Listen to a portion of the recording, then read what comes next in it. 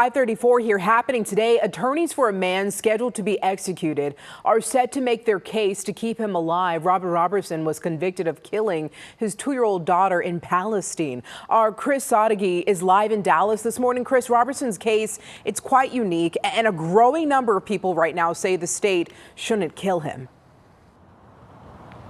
Yes, Cleo, he's been on death row for 20 years, and Robertson is set to be put to death on Thursday. However, today is the deadline for the parole board to step in and stay that execution. And there are a majority members of the Texas House from both sides of the aisle that support a pardon, but they themselves cannot step in to stop that execution.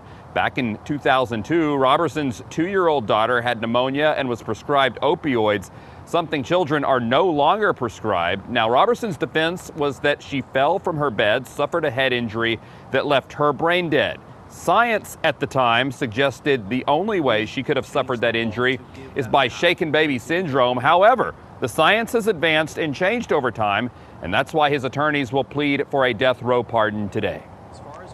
And I don't believe a crime occurred. I believe a tragedy occurred that devastated his entire family. He is one of the principal victims of this tragedy. Now, Robertson did get a stay of execution from a Texas judge back in 2016, but so far his appeals for a new trial have been denied.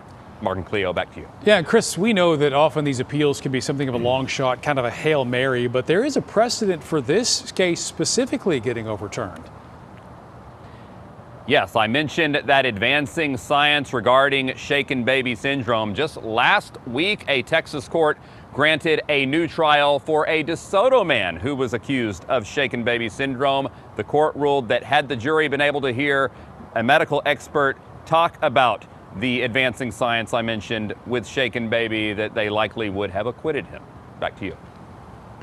Chris, thank you. Now, we've seen several other high-profile cases here in Texas besides Robertson's, where a lot of people have tried to stop those executions from actually happening. Kantu was put to death in February. He was convicted of killing his cousin and the cousin's fiance in Collin County 24 years ago. But one witness later recanted his testimony, and several jurors who convicted Kantu said a mistake was made. Kantu maintained his innocence right through his final statement. Then